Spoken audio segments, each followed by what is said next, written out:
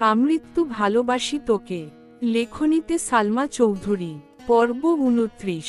আবির আকাশের পানে চেয়ে মনে মনে বলল, তোর চোখে চোখ রেখে মিথ্যা বলার সাধ্যই আমার নেই, কিন্তু তোর ভালোর জন্য এই মিথ্যাটা বলতে হয়েছে। আমি চাই না আমার কারণে তুই তোর জীবনের লক্ষ্য থেকে সরে যাস। তোকে মানসিকভাবে শক্ত হতে হবে, এর থেকেও কঠিন পরিস্থিতি মোকাবিলা করতে হবে তোকে।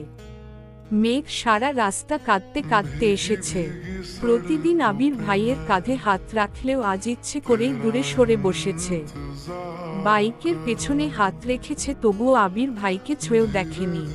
এই অনুভূতিহীন মানুষটা কোনোদিন মেঘের অনুভূতি বুঝবে না। যেখান থেকে মেঘকে নিয়ে গেছিল ঠিক সেখানেই মেঘকে নামিয়ে দিয়েছে আবির। মেঘ হেলমেট রেখে একবারের জন্য তাকায়নি আবিরের দিকে, যথারীতি বাড়ির উদ্দেশ্যে হাঁটছে। বুকের ভেতর অসহনীয় যন্ত্রণা হচ্ছে তার। এই যন্ত্রণার এক অংশ যদি আবির ভাই বুঝত। মেঘ কাঁদছে আর বাড়ির দিকে হাঁটছে। গত ১৭ বছরেও সে এত কান্না করেনি। এই আবির ভাই দেশে ফেরার পর যতবার কান্না করেছে। আবির বাইক থেকে দুর্বোধ্য দৃষ্টিতে তাকিয়ে আছে মেঘের হাঁটার দিকে।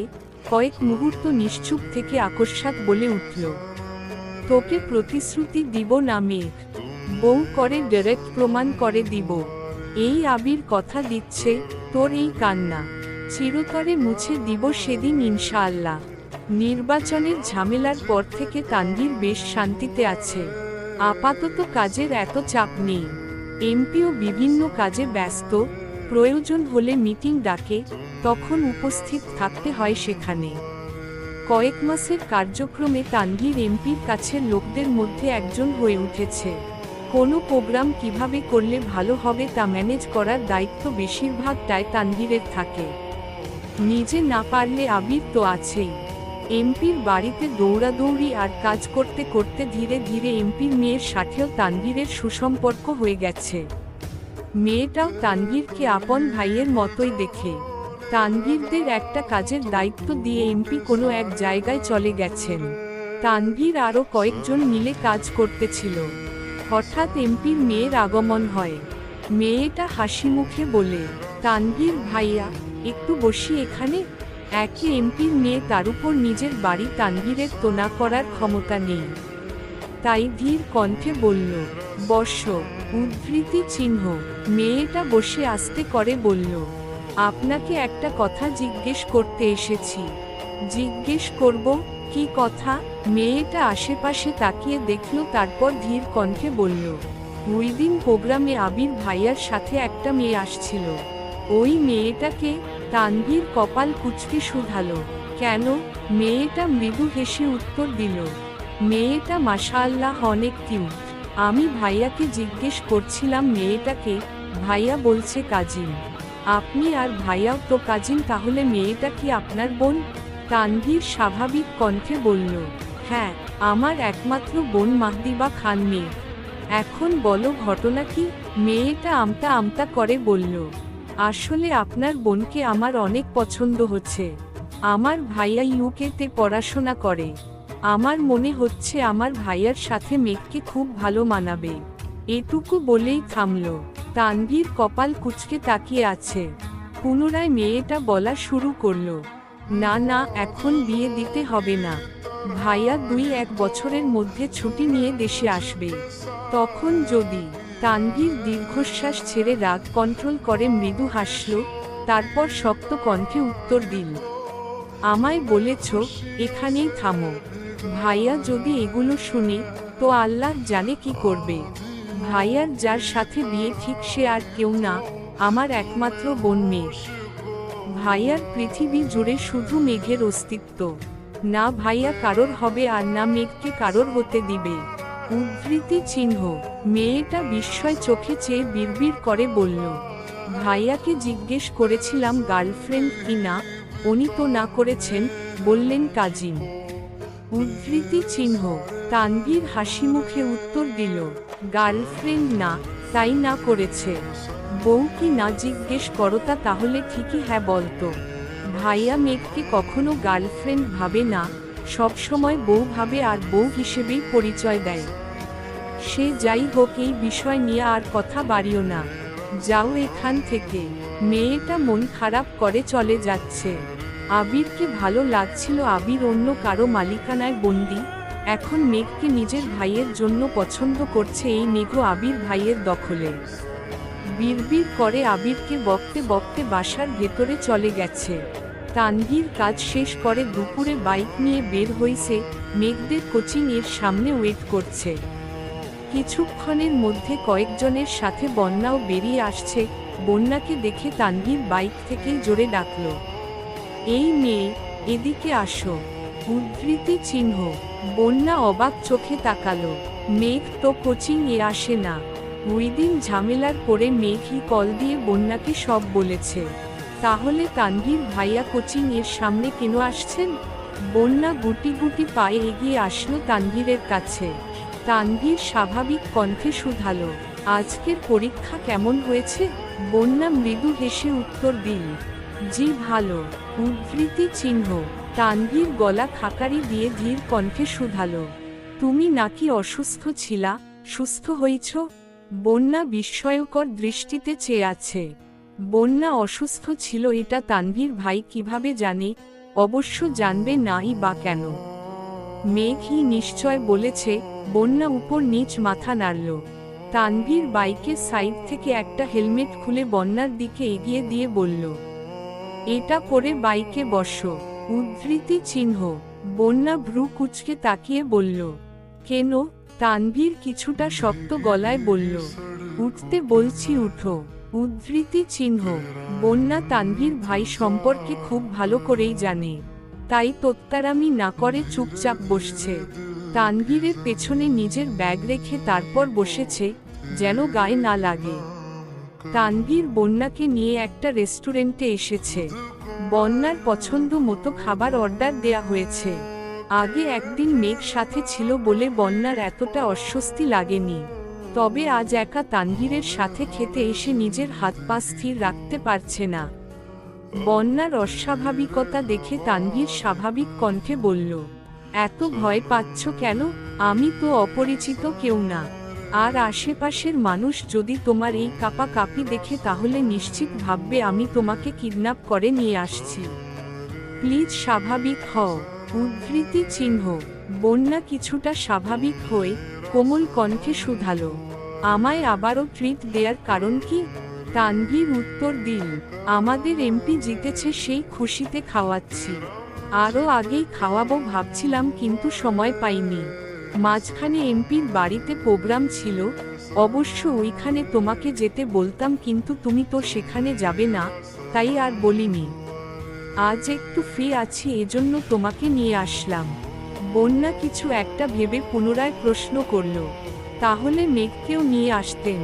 তানভীর সঙ্গে সঙ্গে জবাব দিল, বনুকে নিয়ে আসতে চাইছিলাম কিন্তু ভাইয়া নিষেধ করল। উদ্ধৃতি চিহ্ন। কথাটা বলেই ভাবনায় পড়ে গেছে তানভীর, যদি বন্যা কিছু বুঝে ফেলে। যেই কথা সেই কাজ। বন্যা প্রশ্ন করে উঠল, আপনি মেঘের আপন ভাই, তাহলে উনি নিষেধ করবেন কেন? তানভীর আমতা আমতা করে বলল, ওই দিনের কোচিং এর ঘটনা তো তুমি নিশ্চয় শুনেছ। আসলে ওই ঘটনার পর থেকে বনু একটু চিন্তিত। এই অবস্থায় এদিকে আসলে যদি ভয় পায়, তাই ভাইয়া না করছে। আর কিছুই না, অবশ্য ওদের সবাইকে নিয়ে ঘুরতে যাব। অনেকদিন ধরেই মিম আর আদি খুব করে ধরছে ঘুরতে নিয়ে যাওয়ার জন্য। এতদিন নির্বাচনের ঝামেলার জন্য পারিনি, এখন না নিয়ে গেলে বাসায় ঝামেলা হয়ে যাবে। উদ্ধৃতি চিহ্ন। বন্যা মৃদু হাসল, বাসার ঝামেলার ভয়ে ভাই বোনদের ঘুরতে নিয়ে যাবে। তানভীর যে কোনো কিছুকে ভয় পায় এটা শুনেই বন্যার হাসি পাচ্ছে। বন্যার অপরূপ হাসি দেখে তানভীরও হেসে ফেলল। তানভীরের উচ্চতা 5 ফিট 9, গায়ের রং উজ্জ্বল শ্যামলা, সুস্বাস্থ্যের অধিকারী, বলতে গেলে কিছুটা গোলুমুলু টাইপের। তানভীরের দাড়িও আবিরের মতোই ছোট করে কাটা। ফুল হাটার টি শার্ট কোনোই পর্যন্ত উঠানো, সাথে জিন্স প্যান্ট। হেলমেটের কারণে গুছানো চুলগুলো অগোছালো হয়ে গেছে। বন্যা তানভীরের মুখের দিকে কিছুক্ষণ দেখল, এমনিতে খুব মুডি মনে হলেও হাসুজ্জ্বল মুখ দেখলে মনেই হয় না এই মানুষটা এত রাগী। দুজনেই খাওয়া শেষ করল। তারপর বন্যাকে বাসার গলি পর্যন্ত পৌঁছে দিয়ে বাসায় ফিরেছে তানভীর। দিনটা বৃহস্পতিবার ছিল। মেঘ সন্ধ্যাবেলা সোফায় বসে নুডলস খাচ্ছিল। এমনিতেই ইদানিং মেঘের মন ভালো নেই। আবির ভাইয়ের মুখে সেদিনের না শব্দ শোনার পর থেকে মেঘ আর আবির ভাইয়ের সাথে কথা বলে না। আবিরও আগ বাড়িয়ে কথা বলতে আসে না।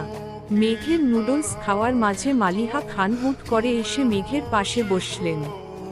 মেঘ অবাক চোখে চাইল বড় আম্মুর দিকে, তারপর ঠান্ডা কণ্ঠে শুধালো, কি হয়েছে বড় আম্মু? মালিহা খান উত্তেজিত কণ্ঠে বলা শুরু করলেন, হ্যাঁ রে মেঘ, মেয়েটা যে তোকে পড়ায় কি যেন নাম? মেঘ ভ্রু কুঁচকে উত্তর দিল, জান্নাত আপু। কেন? মালিহা খান উত্তেজিত কণ্ঠে পুনরায় বললেন, জান্নাত মেয়েটাকে তোর কেমন লাগে? আমার তো বেশ ভালো লাগে, খুব ঠান্ডা, মন মানসিকতাও ভালোই মনে হলো। আমার মাথায় একটা চিন্তা ঘুরতেছে, আবিরের তো বিয়ের বয়স হয়েই গেছে, জান্নাতের সঙ্গে তোর আবির ভাইকে মানাবে ভালো, তাই না?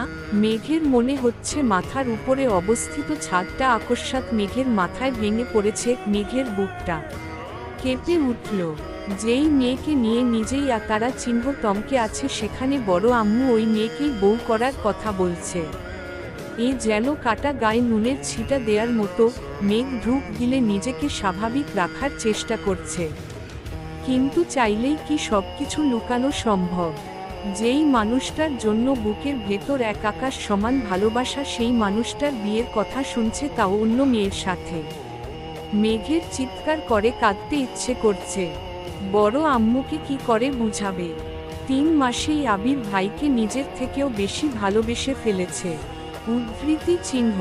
মালিহা খান পুনরায় প্রশ্ন করলেন, এই মেঘ, জান্নাতকে জিজ্ঞেস করিস তো কাউকে পছন্দ করে কি না? পছন্দ না থাকলে ভাবছি আবির আর তোর বড় আব্বুর সাথে এই বিষয়ে কথা বলবো। উদ্ধৃতি চিহ্ন।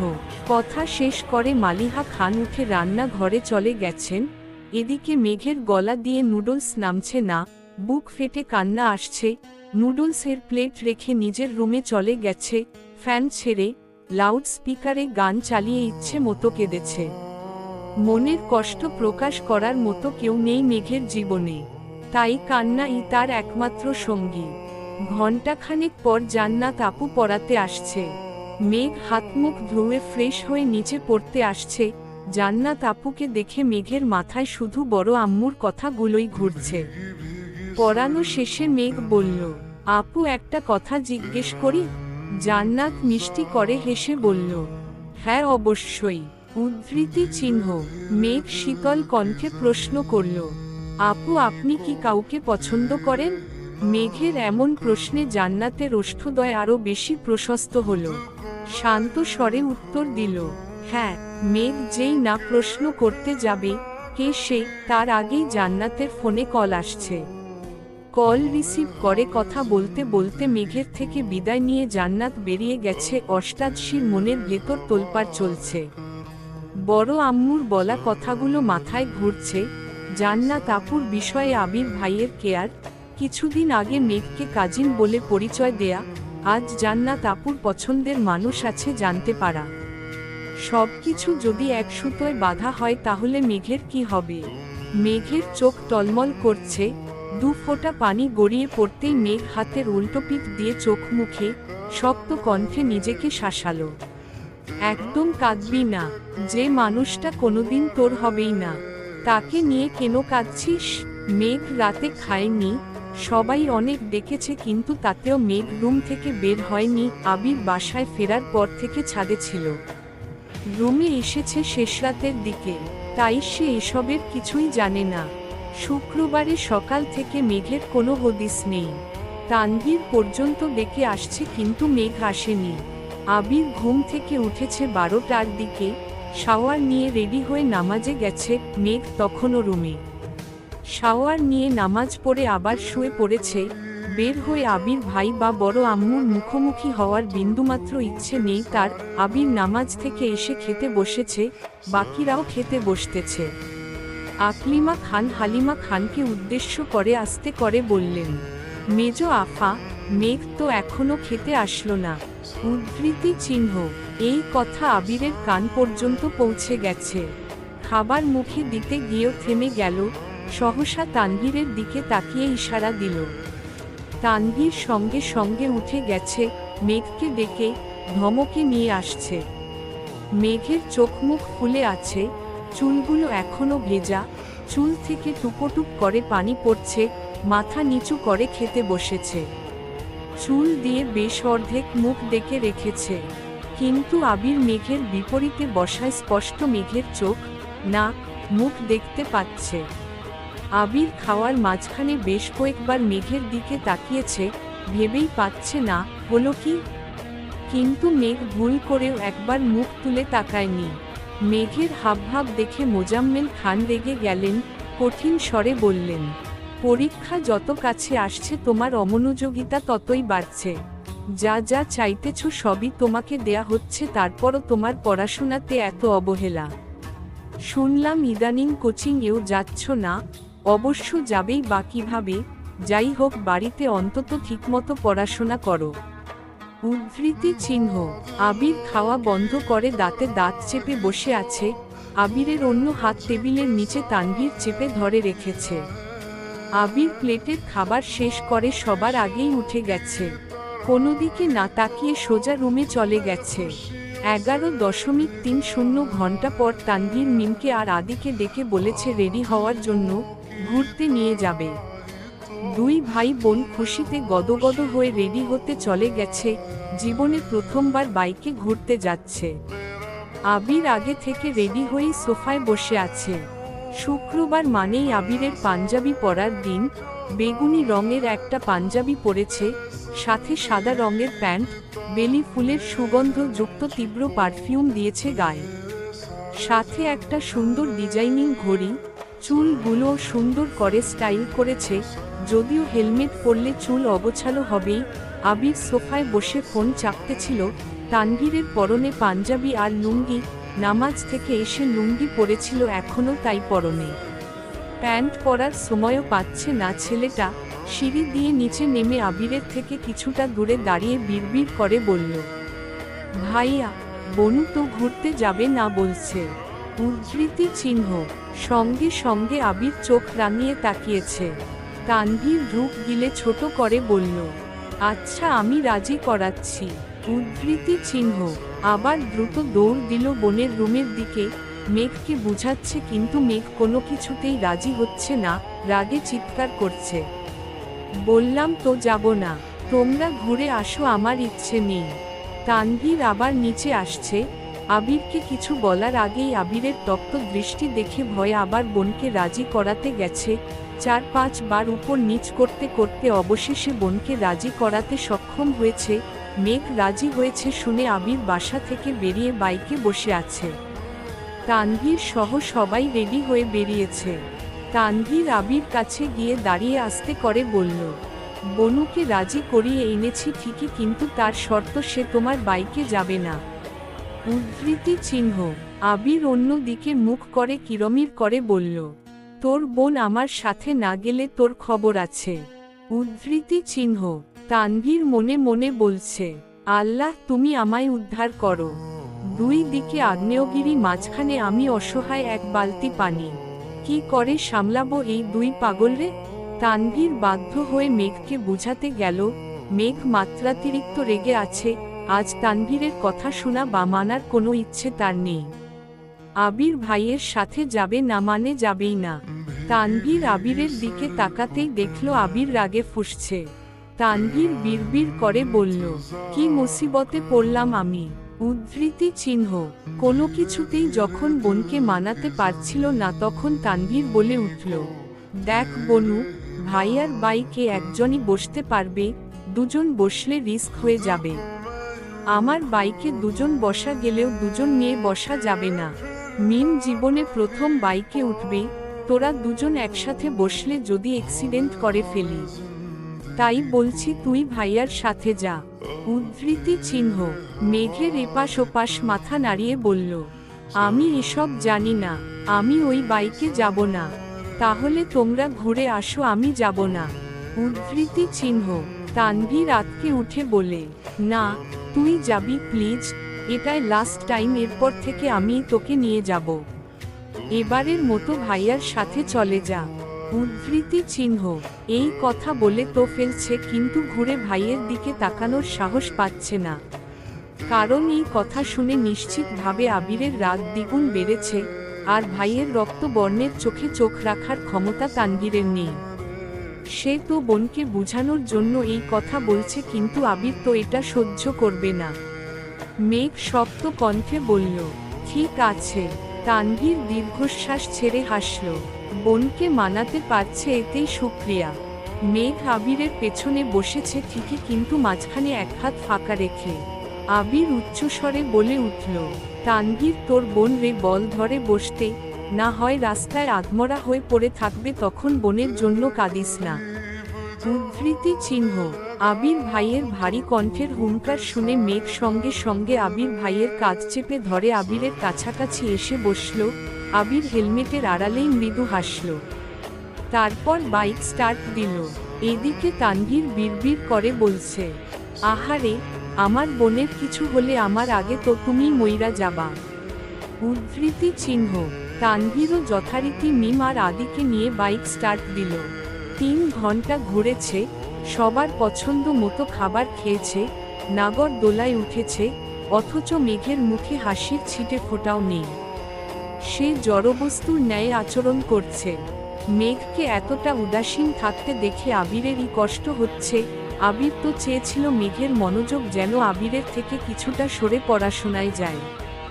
সে তো কখনো চাই না তার অষ্টাদশী এভাবে মুখ গোমরা করে থাকুক। মিম, আদি আর তানভীরকে বাড়ি পাঠিয়ে আবির মেঘকে নিয়ে অনেকটা পথ পেরিয়ে একটা নির্জন রাস্তায় আসছে। রাস্তার পাশে অনেকটা দূরে দূরে ল্যাম্পপোস্টের লাইটের আলো জ্বলছে। আবির বাইক থামিয়ে হেলমেট খুলে রাখল, তারপর ঠান্ডা কণ্ঠে শুধালো, কি হয়েছে তোর? নির্জন রাস্তায় আচমকা এমন প্রশ্নে মেঘ কিছুটা কেঁপে উঠেছে। কি বলবে সে? এই প্রশ্নের উত্তর মনের মধ্যে থাকলেও তা বলার মতো সাহস নেই মেঘের। সামান্য এক প্রশ্নে যেই থাপ্পড় খেয়েছিল, আজ যদি বিয়ে নিয়ে কথা বলে তাহলে হয়তো এই নির্জন রাস্তায় মেরে ফেলে রেখে চলে যাবে। এসব ভেবেই মেঘের শরীর কাঁপছে। আবির পুনরায় প্রশ্ন করল, তোর কি শরীর খারাপ লাগছে? মেঘ ধূপ গিলে আস্তে করে বলল, না, ঠিক আছি। উদ্ধৃতি চিহ্ন। আবির শক্ত কণ্ঠে শুধালো, তাহলে বল তুই কি নিয়ে এত আপসেট? পরীক্ষা নিয়ে টেনশনে আছিস? মেঘের মনে অন্য চিন্তা থাকা সত্ত্বেও উপর নিচ মাথা নাড়ল। আবির ভারী কণ্ঠে বলা শুরু করল, অ্যাডমিশন টেস্ট নিয়ে এত ভাবিস না। তোর কাজ পড়াশোনা করা, তুই শুধু তাই কর। আর নামাজ পড়ে আল্লাহর কাছে চাইবি। কে কি বলল, কে কি করছে, কোথায় কি হচ্ছে, এসব ভেবে মাথা নষ্ট করার প্রয়োজন নেই। তুই যদি কোথাও চান্স নাও পাস, তাতেও কেউ তোকে কিছু বলবে না, সেটা আমি দেখব। কিন্তু নিজেকে যাচাই করার আগেই ভেঙে পড়বি না। উদ্ধৃতি চিহ্ন। মেঘ মাথা নিচু করে চুপচাপ দাঁড়িয়ে আছে। আবির মেঘের দিকে তাকিয়ে আছে। দূর থেকে আসা ল্যাম্পপোস্টের আলো মেঘের গালে আর কপালের একপাশে পড়ছে। সেই আলোতে মেঘকে অসম্ভব সুন্দর লাগছে। মেঘের সম্পূর্ণ মুখ দেখতে আবির এক আঙুলে মেঘের চিবুক উঠালো। আলোয় জ্বলজ্বল করে উঠল অষ্টাদশীর চাঁদের ন্যায় মুখবিবর। আচমকা আবির ভাইয়ের আঙুলের ছোঁয়াতে মেঘের দেহ কম্পিত হলো। আবির ভাইয়ের মুখের দিকে তাকালো মেঘ। বুকে জমে থাকা অভিমানরা যেন অভিযোগ হয়ে বেরিয়ে আসতে চাইছে। মনের সব কষ্ট উজাড় করে বলতে ইচ্ছে করছে এই মানুষটাকে। কয়েক সেকেন্ডের জন্য মেঘের মনে হচ্ছে এই পৃথিবীর বুকে মেঘের সামনে দাঁড়ানো ব্যক্তিটা মেঘের সবচেয়ে কাছের মানুষ। এই মানুষটা একান্তই মেঘের। আবির মেঘের চোখে চোখ রেখে তপ্ত স্বরে বলল, আমি বিশ্বাস করি আমার মেঘ এত সহজে তারা চিহ্নে যাওয়ার মেয়ে নয়। এই কথা শোনা মাত্র মেঘের মনে হচ্ছে মস্তিষ্কের নিউরনেরা দিকবিদিক ছুটছে। মনে একটা কথায় বারবার ঘুরছে, আমার মেঘ। আবির ভাই, আমার মেঘ বলে সম্বোধন করেছেন, এটা ভাবতেই মেঘের সকল মন খারাপ এক মুহূর্তেই পালিয়ে গেছে। সহসা মেঘের মুখে হাসি ফুটে উঠেছে। মেঘের মুখের অকৃত্রিম মায়াবী হাসি দেখে আবিরও নিঃশব্দে হাসল। মেঘের দিকে তাকিয়ে থেকে পুনরায় ধীর কণ্ঠে বলল, "This is my sparrow. I always want to see you like this." মেঘ নিস্তব্ধ হয়ে চেয়ে আছে আবিরের দিকে। এই মানুষটাকে নিয়ে এত অভিমান, এত অভিযোগ সামনে, আসলে কেন এই অভিযোগ আর অভিমানরা পালিয়ে যায়? এত রাত কেন দেখাতে পারি না ওনাকে? সত্যি সত্যি জান্নাত আপুকে পছন্দ করেন আর জান্নাত আপু যদি ওনাকে পছন্দ করেন তাহলে তো ওনাদের বিয়ে খুব শীঘ্রই হয়ে যাবে। তখন আমি কি করব? এই মানুষটার ছোট ছোট কথাতে আমার সব রাত বলে পানি হয়ে যায়। আবার নতুন করে ওনার প্রেমে হাবুডুবু খায়। উনি জান্নাত আপুকে বিয়ে করলে আমার কি হবে?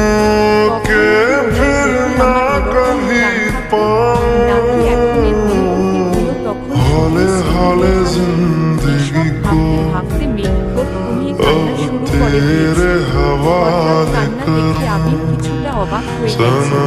কিছু তার মাথায় ঢুকছে না। সে ভেবেছিল শুধু এমপির বাড়ির ঘটনা খারাপ আর বাকিটা পড়াশোনা নিয়ে। কিন্তু মন খারাপের সবটা জুড়ে যে জান্নাতটা আমি বুঝতে পারছি না। আবির কিছুক্ষণ সময় নিয়ে চুপচাপ মেঘের দিকে তাকিয়ে আছে। একবারের জন্য কান্না থামাতে বলছে। অনেকটা সময় কাটার পর মেঘ আবিরের মুখের দিকে তাকায়।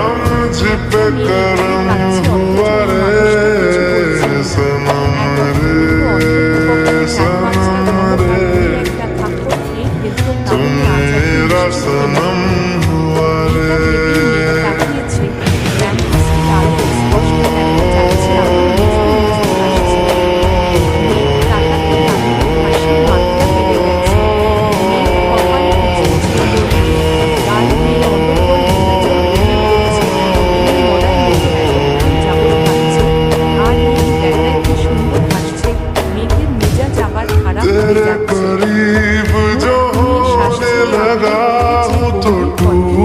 सारे भरम रे